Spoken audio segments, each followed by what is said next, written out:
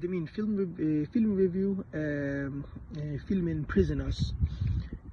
Filmen handler om to børn, som hedder Joy og Anna, som er blevet kidnappet, hvor en desperat far, som hedder Killer, og leder efter dem.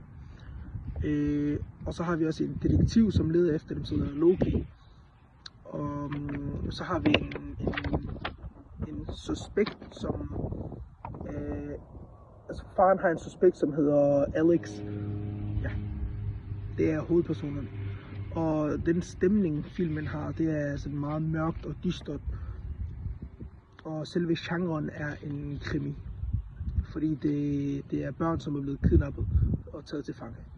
Og en lille analyse af filmen, som setup og payoff, så har vi en fløjte, som en af pigerne leder efter,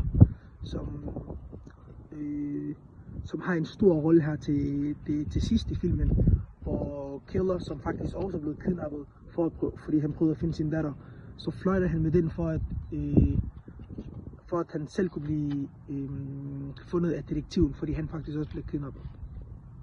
En scene, som surprisede mig, det var, hvor tanten af Alex, som vi troede var kidnapper, men tanten var faktisk kidnapper. Det, der surprisede mig mest, det var, da Killer han gik over til tanten for at prøve at snakke med hende, så tog han en pistol frem og kidnappede ham også.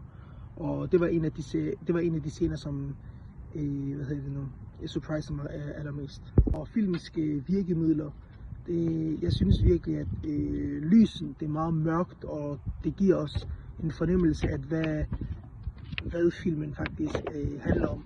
Altså, hvis I forstår, hvad jeg mener. Altså,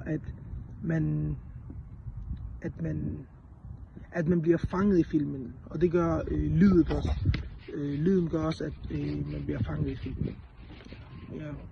Hvad jeg selv synes om filmen, det er, at den er rigtig god til at blive opslugt i. Altså, det er noget, du har fuld fokus på, når du ser. Den er meget spændende.